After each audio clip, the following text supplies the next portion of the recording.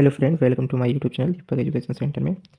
तो फ्रेंड, आज की इस वीडियो में हम क्लास 10 की साइंस का मॉडल सेट हम लोग 3 करेंगे। ठीक है, मॉडल सेट हम लोग 3 करने वाले, बहुत ही बेहतरीन धाकड़ तरीके से। इसके पहले हमने फिजिकल साइंस का 3 मॉडल सेट करा चुके हैं ना, सामाजिक विज्ञान का 3 मॉडल सेट करा चुके हैं। ऑब्जेक्टिव का आप हमारे चैनल पर जाके देख सकते हैं यदि आपने अभी तो वीडियो नहीं देखे हैं तो। और साइंस का 2 मॉडल सेट हमने ऑलरेडी करा चुके हैं और ये तीसरा मॉडल सेट है। ठीक है, टोटल हम लोग 5 मॉडल सेट करेंगे ऑब्जेक्टिव का। यदि आप 5 मॉडल सेट पढ़ लेते हैं हमारी वाला, तो एक भी क्वेश्चन आपका ऑब्जेक्टिव छूटने वाला नहीं है। तो आपको सारा क्वेश्चन देख लेना है। ठीक है, या हमारे चैनल पे जाके एकदम अच्छे से सारे क्वेश्चन को देख लेना है ऑब्जेक्टिव। और सब्जेक्टिव के लिए क्या करना है, सब्जेक्टिव के लिए हमारे टेलीग्राम ग्रुप से जाके ज्वाइन हो जाना। टेलीग्राम ग्रुप में आपको सारे सब्जेक्टिव क्वेश्चन सेंड कर दिए गए हैं और टेलीग्राम का लिंक जो है सो आपके डिस्क्रिप्शन बॉक्स में डाल दिया गया है। ठीक है, तो क्वेश्चन हम लोग बहुत ही महा एपिसोड होने वाला है ये साइंस का।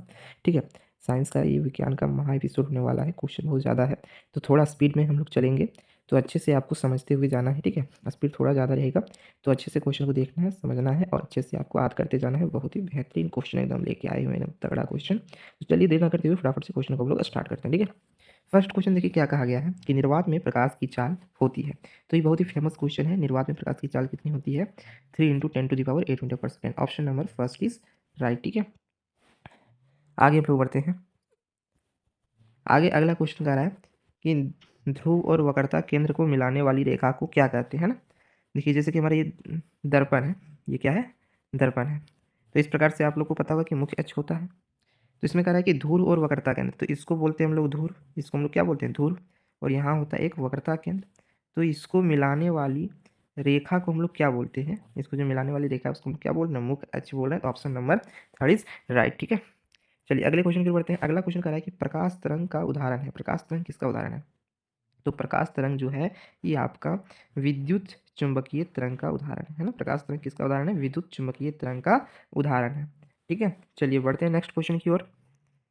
देखिए अगला क्वेश्चन कह रहा है कि शल्य चिकित्सा में टूटी हड्डियों के लिए प्रयुक्त होने वाले रासायनिक पदार्थ का नाम बताएं। है ना, टूटी हुई हड्डियों के लिए प्रयुक्त होने वाले, तो टूटी हुई हड्डियों के लिए प्रयुक्त होने वाला जो रासायनिक पदार्थ है उसका नाम है प्लास्टर ऑफ पेरिस। क्या है? Plaster of Paris. आगे मैं इसका सूत्र भी बताने वाला हूँ। प्लास्टर ऑफ पेरिस का सूत्र बहुत ही फेमस है, आपको याद रखना है, पूछ दिया जाता है। ठीक है, प्लास्टर ऑफ पेरिस, जिप्सम, तो इसका सूत्र मैं आगे बताने वाला हूँ, तो चलिए बने रहना है।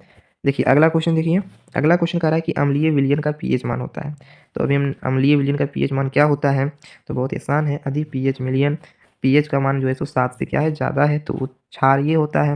यदि पीएच का मान 7 से कम है तब अम्लीय होता है। यदि पीएच का मान क्या है? 7 के बराबर है तो उदासीन होता है। तो क्या बोला है कि अम्लीय कब होगा? जब 7 से कम होगा। तो 7 से कम कहाँ है? Option number B is right. ठीक है, चलिए नेक्स्ट क्वेश्चन की ओर बढ़ते हैं। क्वेश्चन देखिए क्या है, कह रहा है कि दीवारों पर सफेदी करने के लिए किसका उपयोग करते हैं? तो दीवारों पर सफेदी करने के लिए हम उपयोग करते हैं CaOH2S का, है ना, CaOH2S है ना, कैल्शियम हाइड्रोक्साइड, इसका हम लोग यूज करते हैं सफेदी करने के लिए। ठीक है, चलिए नेक्स्ट क्वेश्चन की ओर बढ़ते हैं।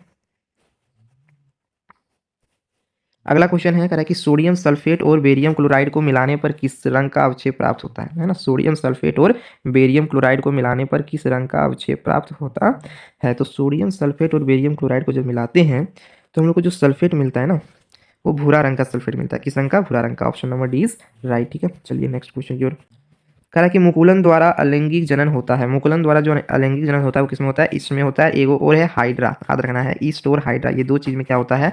मुकुलन द्वारा जनन होता है। तो ऑप्शन यहाँ ईस्ट दिया है तो इसलिए हमने ईस्ट मारा। यदि हाइड्रा दिया रहता तो हाइड्रा मार देते। ठीक है, अगला क्वेश्चन है कि मानव हृदय में कितने आलिन तथा कितने निलय होते हैं? बहुत ही आसान क्वेश्चन है। 2 आलिन 2 निलय होते हैं ना, बायां आलिन दायां आलिन बायां निलय दायां निलय, तो 2 आलिन 2 निलय। Option number first is right. अगला कह रहा है कि वृक्क की रचनात्मक और कार्यात्मक इकाई क्या है? तो वृक्क की जो रचनात्मक और क्रियात्मक इकाई है उसको हम लोग नेफ्रॉन बोलते हैं। क्या बोलते हैं? नेफ्रॉन बोलते हैं। Option number first is right. Next question है, ये कण रक्त का थक्का बनाने में सहायक हैं। तो प्लेटलेट्स या पट्टिका अणु ये क्या करते हैं? रक्त के थक्का बनाने में सहायक हैं। अगला है, किस वैज्ञानिक को अनुवांशिकी का पिता कहा जाता है? तो जो ग्रेगर जॉन मेंडल थे, ग्रेगर जॉन मेंडल, उसी को क्या कहा जाता है? अनुवांशिकी का पिता कहा जाता है, ग्रेगर जॉन मेंडल को। चलिए अगले क्वेश्चन की ओर बढ़ते हैं। अगला क्वेश्चन है, दो माध्यमों के कारण प्रकाश की चाल में परिवर्तन, है ना, दो माध्यम के कारण प्रकाश की चाल में परिवर्तन को क्या कहते हैं? जैसे कि दो माध्यम हो गया ना, एक माध्यम हमारा ये हो गया और एक माध्यम ये हो गया, इसमें जो प्रकाश का जो क्या होती है, चाल में जो परिवर्तन होती है, इसको हम लोग क्या बोलते हैं? तो इसको हम लोग क्या बोलते हैं? अपवर्तन बोलते हैं, है ना। जब भी दो माध्यम की बात की जाए तो वहाँ पे अपवर्तन आ जाएगा। ठीक है, तो दो माध्यमों में प्रकाश की चाल के परिवर्तन को हम लोग क्या बोलते हैं? अपवर्तन। Option number 2 is right. ठीक है, चलिए अगले क्वेश्चन की बढ़ते हैं। अगला क्वेश्चन है कि जब प्रकाश की किरण हवा से कांच में तिरछी प्रवेश करती है तो अपवर्तन की क्रिया होती है। कैसे होती है? हवा में, कांच में, दोनों माध्यम को पृथक करने वाली सतह पर। तो प्रकाश की किरण हवा से कांच में तिरछी प्रवेश करती है तो जो अपवर्तन की क्रिया होती है ना, वो दोनों माध्यमों को पृथक करने वाली सतह पर होती है। Option number 3 is right. अगला क्वेश्चन है कि पानी में अंशतः डूबी हुई पेंसिल टेढ़ी प्रतीत होती है। आपने देखा होगा कि पानी में हम कोई चीज डुबा देते हैं, पेंसिल जैसे कि डुबाते हैं तो टेढ़ी दिखता है। इसका कारण क्या है? इसका कारण है अपवर्तन के कारण। एक ही कारण है, अपवर्तन। Option number first is right. Next question है, पारदर्शी बर्तन में रखे नींबू का आकार बड़ा प्रतीत होता है ना। कांच के गिलास में आपने देखा होगा पानी में नींबू रखा रहता है, बहुत बड़ा बड़ा दिखता है। इसका भी किसका कारण है? अपवर्तन का ही कारण है। ठीक है, चलिए बढ़ते नेक्स्ट क्वेश्चन की ओर। जब प्रकाश किरण करा विरल माध्यम से सघन माध्यम में तिरछी प्रवेश करती है तो अपतन कोण एवं अपवर्तन कोण में संबंध होता है। तो प्रकाश की जो किरणें हैं वो क्या कर रहा है? विरल माध्यम से सघन, है ना। ये हमारा क्या है? विरल। विरल से आ रहा है सघन, तो लंब की ओर क्या होगा? झुक जाएगा। जब विरल से आएगा सघन में तो लंब की ओर झुक जाएगा, यानी कि जो होगा आपतन कोण का मान ज्यादा हो जाएगा और अपवर्तन कोण का मान कम हो जाएगा, है ना। आपतन कोण इज ग्रेटर देन अपवर्तन कोण। ऑप्शन नंबर 2 इज राइट हो जाएगा। ठीक है, चलिए अगला क्वेश्चन है कि जब प्रकाश किरण हवा से कांच में तिरछी प्रवेश करती है तो प्रकाश की किरण मुड़ती है ना। प्रकाश किरण हवा से कांच में, हवा क्या है? हवा विरल माध्यम है। हवा क्या है? विरल माध्यम है। लेकिन कांच जो है, कांच कैसी है? कांच तो सघन माध्यम है। कांच क्या है? सघन माध्यम है। तो विरल से जा रहा है सघन में, यानी कि अभिलंब की ओर झुकेगा, यानी कि अभिलंब की ओर। Option number first is right. Next question है, वायु से गमन करती प्रकाश की किरण एक जल में तिरछी प्रवेश करती है तो प्रकाश किरण क्या होगा? तो वायु से गमन कर रहा है प्रकाश की किरण और जल में प्रवेश कर रहा है, तो वायु तो हमारा हो गया विरल, और जल क्या है? जल तो सघन माध्यम है, यानी कि इसमें भी क्या होगा? अभिलंब की ओर झुकेगी। Option number first is right. ठीक है, अगला क्वेश्चन देखते हैं।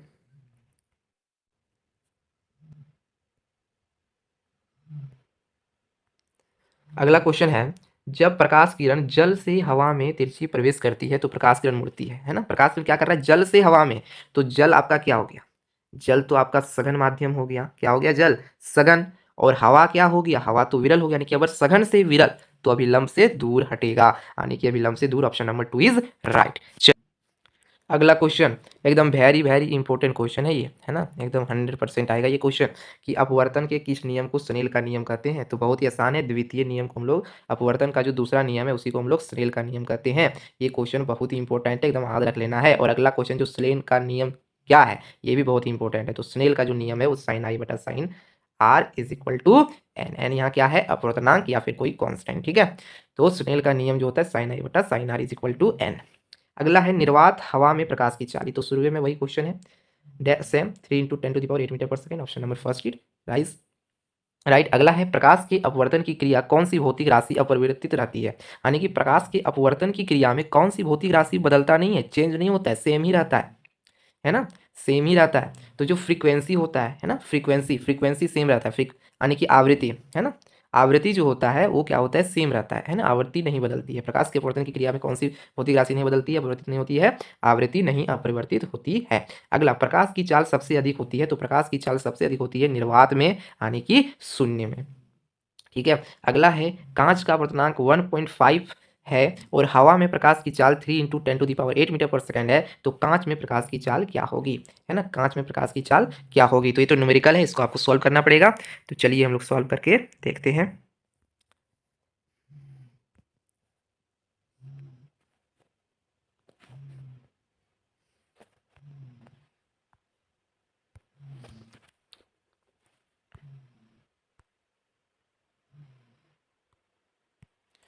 तो क्या दिया है आपका? अपवर्तनांक दिया है ना, अपवर्तनांक। ठीक है, अगला बोला है कि हवा में प्रकाश की चाल, है ना। हवा में प्रकाश की चाल कितना दिया है? हवा में प्रकाश की चाल को हम v1 मान लेते हैं। तो v1 आपको कितना दिया है? 3 इंटू 10⁸ मीटर पर सेकेंड। तो कह रहा है कांच में प्रकाश की चाल क्या होगी। तो आपने पढ़ा होगा अपवर्तनांक इज इक्वल टू क्या होता है? अपवर्तनांक इज इक्वल टू क्या होता है?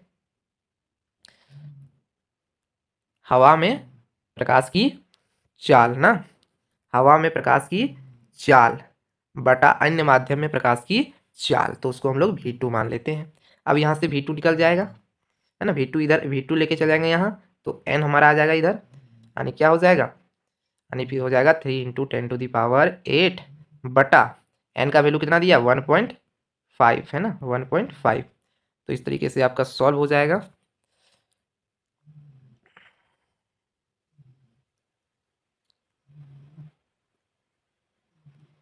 ठीक है, v2 कितना हो गया आपका, v2 हो गया 3 इंटू 10⁸ बटा 1.5। ठीक है, 3 से काट दीजिए, 3 पचे 15, 0.5 हो जाएगा।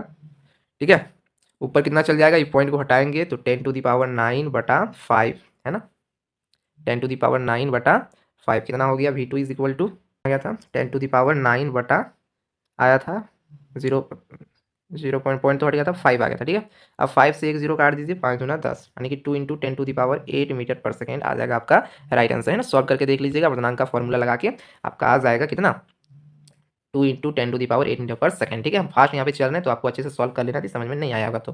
ठीक है, अगला है हीरा का अपवर्तनांक कितना होता है, बहुत ही फेमस है, आपको याद रखना है 2.42, है ना, हीरा का अपवर्तनांक कितना होता है 2.42 होता है। अगला है किसी माध्यम के अपवर्तनांक का मान, तो अपवर्तनांक का मान जो होता है वो साइन आई बटा साइन आर, क्या होता है साइन आई बटा साइन आर, आपको याद रखने की आवश्यकता है। चलिए नेक्स्ट क्वेश्चन की बढ़ते हैं। चलिए देखिए अगला क्वेश्चन, अधिक क्वेश्चन मजा आ रहा है, करने में अच्छा लग रहा है ना, तो सारे दोस्तों को शेयर कर देना, एकदम वीडियो सारे दोस्तों को शेयर कर देना, एकदम एंड तक देखना है, स्किप नहीं करना है। मैं बता रहा हूँ कि ये क्वेश्चन आपका बहुत ही आसान होने वाला है, बहुत ही इंपॉर्टेंट होने वाला है, तो वीडियो को मिस नहीं करना है, एकदम स्किप नहीं करना है, नहीं तो आपका इंपॉर्टेंट क्वेश्चन मिस हो जाएगा। ठीक है, तो वीडियो को एकदम केयरफुली ध्यान से देखना, अपने दोस्तों को भी शेयर कर देना है। तो कह रहा है कि गोलीय लेंसों का सूत्र होता है, तो गोलीय लेंस का जो सूत्र होता है वो 1/v-1/u is equal to f, option number third is right, third में ये दिया गया है। अगला, किसी लेंस की क्षमता उसकी फोकस दूरी में क्या संबंध है, तो लेंस की फोकस दूरी और उसकी क्षमता में ये संबंध है कि P इज इक्वल टू होता है 1/f, है ना, P is equal to 1/f, देखिए कहीं दिया है ऑप्शन में, ऑप्शन नंबर फर्स्ट में दिया है P is equal to 1/f। Next question है, लेंस की क्षमता का सूत्र है वही है P is equal to 1/f। अगला, लेंस की क्षमता का ऐसा ही मात्रक क्या है, तो लेंस की क्षमता का ऐसा मात्रक है डायोप्टर, क्या है डायोप्टर, डायोप्टर मात्रक है किसका, लेंस की शक्ति का, है ना, डायोप्टर किसका मात्रक है, लेंस की शक्ति का। उत्तल लेंस की क्षमता होती है, तो उत्तल लेंस की क्षमता होती है धनात्मक, और ऋणात्मक पूछे तो अवतल लेंस का, याद रखना है, अवतल लेंस का ऋणात्मक, उत्तल लेंस का धनात्मक। लेंस की क्षमता डायोप्टर में होती है, तो लेंस की फोकस दूरी किसमें होती है, तो लेंस की फोकस दूरी मीटर में लेना हमेशा याद रखना है, क्षमता जब भी निकालेंगे।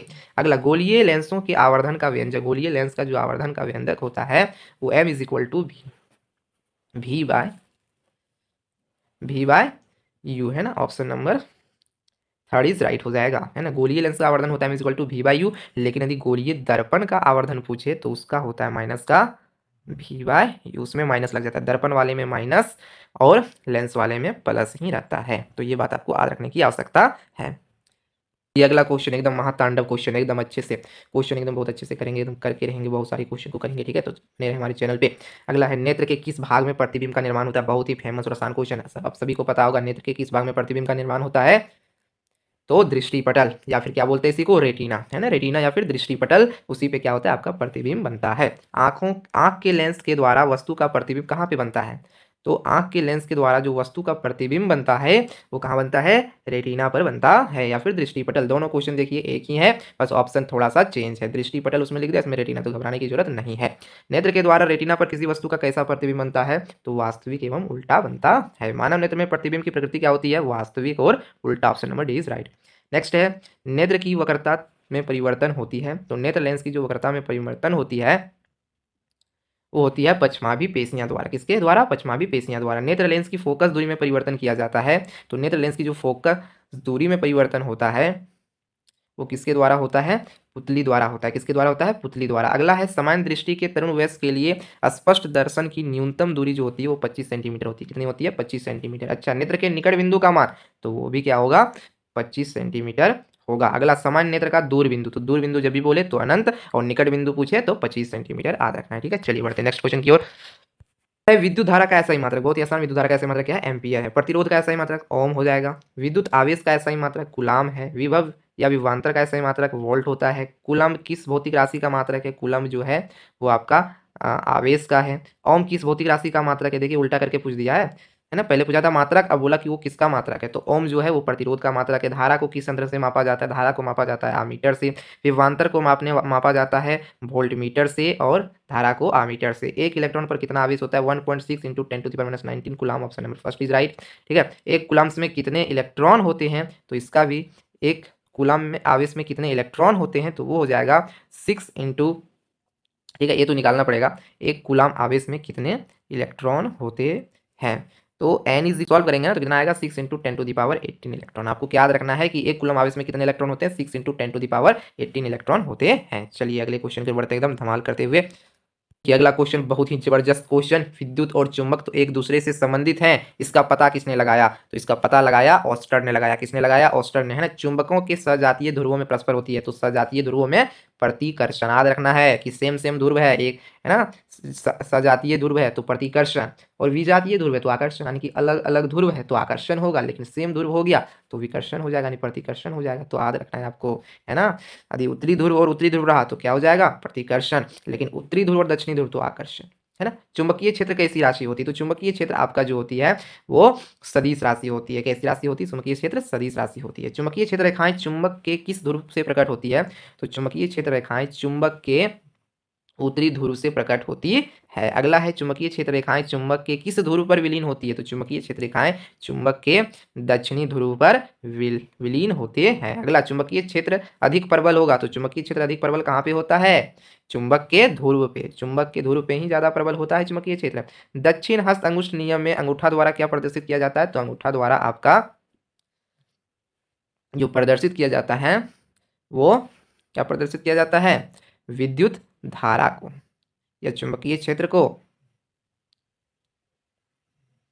विद्युत धारा को, है ना। दक्षिण हस्त अंगुष्ठ नियम में अंगूठा द्वारा क्या दर्शाया जाता है, विद्युत धारा को। Option number first is right. चलिए अगले क्वेश्चन की बढ़ते हैं। अगला क्वेश्चन है कि दिए गए पदार्थ में कौन रंगीय सूचक की तरह व्यवहार करता है, तो रंगीय सूचक की तरह व्यवहार करता है लिटमस, है ना। पता है आपको कि लाल तो नीला कभी है ना, लाल और नीला दिखाता है, ठीक है, कि अलग अलग थी। अम्ल रहा तो कुछ और कलर दिखाता है ना। क्षार रहा तो कुछ और दिखाता है। तो ये रंगीय सूचक की तरह व्यवहार कौन करता है, लिटमस। अगला है गंधीय सूचक है, तो जो गंधीय सूचक है ना उसका एग्जाम्पल क्या हो जाएगा, प्याज। प्याज आपका गंधीय सूचक है। अगला है लौंग का तेल किस प्रकार का सूचक है, तो लौंग का तेल जो होता है वो आपका प्राकृतिक सूचक है। किसका सूचक है, प्राकृतिक सूचक है, ठीक है। अगला है लैक्टिक अम्ल का प्राकृतिक स्रोत क्या है, दही, है ना, खट्टा दूध, ये आपका लैक्टिक अम्ल का प्राकृतिक स्रोत है। अच्छा, हल्दी कैसा सूचक है, हल्दी जो आपका है वो प्राकृतिक सूचक है। सल्फ्यूरिक अम्ल का सूत्र क्या होता है, तो सल्फ्यूरिक अम्ल का सूत्र याद रखना है H2SO4, है ना। सल्फ्यूरिक अम्ल का सूत्र क्या होता है, H2SO4। अगला, जिंक एवं सोडियम हाइड्रोक्साइड के बीच अभिक्रिया से बने लवण के नाम बताइए, है ना। सोडियम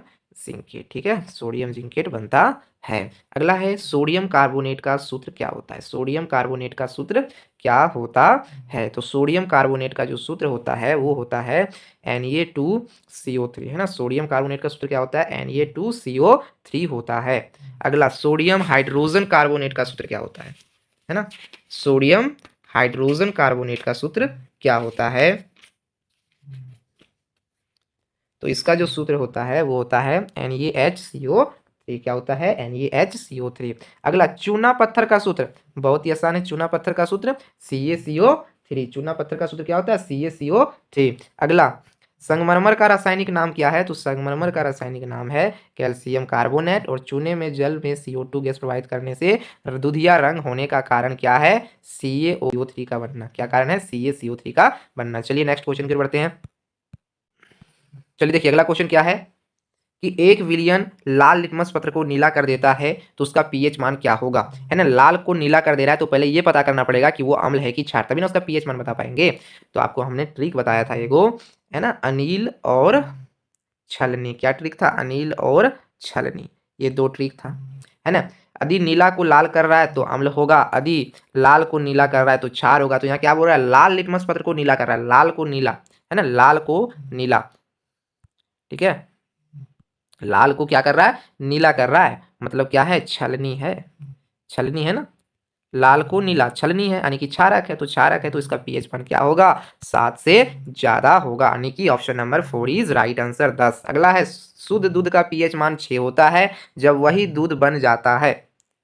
सॉरी जब वही दही बन जाता है तब पीएच मान क्या होगा, है ना। शुद्ध दूध का पीएच मान 6 होता है, लेकिन जब दही बन जाएगा तो उसका पीएच मान क्या हो जाएगा, 6 से। वही दही बन जाता है तो उसका पीएच मान हो जाएगा, क्या हो जाएगा, 6 से कम, क्योंकि अम्ल में वो परिवर्तित है, खट्टा लगता है, खट्टा यानी कि अम्ल की मात्रा यानी कि 6 से कम हो जाएगा। अगला है 1 विलियन अंडे के पीसे हुए कवच से अभिक्रिया कर CO2 उत्पन्न करता है, तो वह विलियन होगा, तो वह विलियन क्या होगा, HCl होगा, क्या होगा, HCl होगा, ठीक है। अगला क्वेश्चन है कि कोई विलियन अंडे के पीसे हुए कवच से विक्रिया कर एक गैस उत्पन्न करता है जो चूने पानी को दुधिया कर देता है, तो इस विलियन में क्या होगा, तो इस विलियन में जो होगा वो क्या होगा, HCl होगा। देखिए दोनों क्वेश्चन सेम है, थोड़ा घुमा फिरा के पूछ दिया, तो आपको हड़बड़ाना नहीं है, क्वेश्चन को अच्छे से समझना है। अपच के उपचार के लिए किसका उपयोग करते हैं, अपच के उपचार के लिए हम लोग उपयोग करते हैं एंटीसिड का, है ना, किसका उपयोग करते हैं, एंटीसिड का। अगला, पेट में गैस हो जाने पर आप कौन सा उपचार सुझाएंगे, तो पेट में गैस हो जाने पर जो है सो आप कौन सा उपाय सुझाएंगे, बेकिंग सोडा का विलयन। कौन सा, बेकिंग सोडा का विलयन से हम लोग क्या कर सकते हैं, पेट में जो गैस है वो दूर कर सकते हैं। जल में घुलनशील क्षारक क्या कहलाता है, क्षार कहलाता है। बेकिंग सोडा जो है एक क्या है, दुर्बल क्षारक है ना, दुर्बल क्षारक है। बेकिंग सोडा क्या है, दुर्बल क्षारक है। अगला, हमारे उदर यानी कि पेट में कौन सा अम्ल होता है, तो हमारे जो पेट में होता है वो HCl अम्ल होता है। अगला, पेट की छोटी आंत में उत्पन्न हाइड्रोक्लोरिक अम्ल का पीएच मान लगभग कितना होता है ना, तो 1.4 होता है ना। पेट की छोटी आंत में उत्पन्न हाइड्रोक्लोरिक अम्ल का जो पीएच मान होता है वो कितना होता है, 1.4 होता है। दांत का कठोर भाग को हम लोग क्या बोलते हैं, इनेमल बोलते हैं। अगला, दांत का क्षय प्रारंभ होता है जब मुंह का पीएच मान होता है 5.5 से ज्यादा या कम। दांत का क्षय प्रारंभ होता है जब मुंह का पीएच मान क्या होता है, 5.5 से कम होता है ना, 5.5 से कम होता है। ऑप्शन नंबर 2 इज राइट होगा। अगला है, अम्लीय वर्षा होती है जब पीएच मान 5.6 से क्या हो जाती है, कम हो जाती है ना, 5.6 से क्या होती है, कम होती है, तो अम्लीय वर्षा होती है। चलिए अगले क्वेश्चन पे बढ़ते हैं। अगला क्वेश्चन क्या है, बेकिंग पाउडर किसका मिश्रण है, तो बेकिंग सोडा और टार्ट्रिक अम्ल का। बेकिंग पाउडर किसका मिश्रण है, बेकिंग सोडा और टार्ट्रिक अम्ल का। अगला है, केक बनाने में उपयोग होता है, तो केक बनाने में जो उपयोग होता है वो बनाने में होता है बेकिंग पाउडर का उपयोग। अगला है, सोडा अम्ल अग्निशामक में उपयोग होता है, सोडा अम्ल अग्निशामक में उपयोग होता है, तो बेकिंग सोडा। कौन सा सोडा, बेकिंग सोडा। अग्निशामक यंत्र में किस लवण का प्रयोग किया जाता है, बेकिंग सोडा का। तो बेकिंग सोडा का जो रासायनिक सूत्र हो जाता है वो हो जाता है NaHCO3, है ना। यहाँ पे पूछा कि सोडा अम्ल अग्निशामक उपयोग में होता है, तो बेकिंग सोडा, यहाँ पे नाम पूछा लेकिन यहाँ सूत्र पूछ दिया, तो आपको याद रखना है कि बेकिंग सोडा का जो सूत्र होता है वो NaHCO3 होता है। अगला, सोडा अम्ल अग्निशामक में NaHCO3 के साथ किस अम्ल का उपयोग होता है ना। NaHCO3 के साथ कौन से अम्ल का उपयोग होता है, तो H2SO4, क्या हो जाएगा, H2SO4। अगला है, बेकिंग सोडा के विलयन का पीएच मान होता है, तो बेकिंग सोडा के विलयन का जो पीएच मान होता है वो क्या होता है, 7 से अधिक होता है, क्योंकि ये क्षारीय होते हैं ना, तो 7 से अधिक होता है बेकिंग सोडा का विलयन का पीएच मान। चलिए अगले क्वेश्चन की ओर बढ़ते हैं। क्वेश्चन है, अक्रिय तत्व, है ना। अक्रिय तत्व कौन है, हीलियम जो है वो अक्रिय तत्व है। धातु जो स्वतंत्र अवस्था में पाया जाता है, तो वो हो गया आपका Au। धातु अम्ल से अभिक्रिया कर गैस उत्पन्न करता है, तो धातु अम्ल से अभिक्रिया कर हाइड्रोजन गैस उत्पन्न करता है। सबसे अधिक अगाधवर्धी धातु क्या है, सोना है। उष्मा के कुचालक धातु है, उष्मा के कुचालक धातु है कौन से, एवं पारा, है ना। धातु है लेकिन उष्मा का कुचालक है, तो उष्मा का कुचालक कौन सा धातु है, लेड एवं पारा। एक द्रव धातु का नाम बताएं, द्रव धातु, तो पारा फेमस है। एक द्रव अधातु का नाम, ब्रोमीन।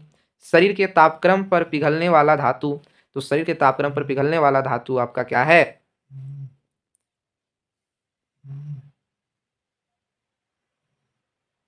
गैलियम है। क्या है, गैलियम है ना। शरीर के तापक्रम पर पिघलने वाला धातु आपका गैलियम है। अगला है, कार्बन का अपरूप जो विद्युत का सुचालक है वो क्या है, ग्रेफाइट है। चाकू से काटा जा सकने वाला धातु, है ना, तो वो है आपका लिथियम, सोडियम, पोटासियम, तो इनमें से सभी, ऑप्शन नंबर लास्ट हो जाएगा। अगला है, अधिकतर धातु ऑक्साइड होते हैं, अधिकतर धातु ऑक्साइड जो होते हैं वो क्या होते हैं, ये होते हैं। अधिकतर धातु ऑक्साइड क्या होते हैं, क्षारीय होते हैं। अधातु है, अधातु कौन सा है ना, कार्बन। चलिए तो यहीं पे हमारा क्वेश्चन जो है सो एंड होता है आज का। फिर अगले लेक्चर में, है ना, नेक्स्ट मॉडल पेपर में हम लोग अगला क्वेश्चन देखेंगे। उसमें और सारे क्वेश्चन को, बायोलॉजी वाले पार्ट को इसमें हमने कवर नहीं किया है, तो अगले आने वाले मॉडल सेट में उसमें हम लोग बायोलॉजी वाला भी क्वेश्चन को कवर करेंगे। यदि वीडियो अच्छा लगा हो तो लाइक कर दें, और चैनल को सब्सक्राइब कर दें हमारे चैनल पर पहली बार आए हैं तो, और ज़्यादा से ज़्यादा लोगों को शेयर करें। यदि आपको इसका PDF चाहिए क्वेश्चन का आंसर के सहित, तो हमारे टेलीग्राम ग्रुप को ज्वाइन कर लें। इसका डिस्क्रिप्शन में आपका टेलीग्राम ग्रुप का लिंक दिया गया है, वहाँ से आप हमारे टेलीग्राम ग्रुप में ज्वाइन हो जाए, और वहाँ पे आपको क्वेश्चन मिल जाएगा, है ना। ये मिलेगा, साथ ही साथ आपको सब्जेक्टिव क्वेश्चन भी मिल जाएगा, है ना। वहाँ पे बहुत सारे सब्जेक्टिव क्वेश्चन डाले हुए इंपॉर्टेंट सारे विषय के, ठीक है। तो आपको टेंशन लेने की बिल्कुल जरूरत नहीं है, हमारे टेलीग्राम ग्रुप से जो हो जाए, वहाँ पे क्वेश्चन डाला हुआ है। यदि नहीं, यदि किसी सब्जेक्ट का क्वेश्चन होगा का तो सब्जेक्ट का छूट गया होगा तो आप वो भी आपको मिल जाएगा, आप वहाँ पे मैसेज टाइप कर दें तो मिल जाएगा, ठीक है। तो यदि वीडियो अच्छा लगा तो कमेंट भी ज़रूर करें, है ना? कमेंट भी करें कि हमको ऐसा वीडियो चाहिए, तो मैं लेकर आऊँगा आपका मॉडल सेट 4। तो जल्द ही मॉडल सेट 4 लेके आऊँगा, तो मिलते हैं अगले नेक्स्ट वीडियो में। धन्यवाद।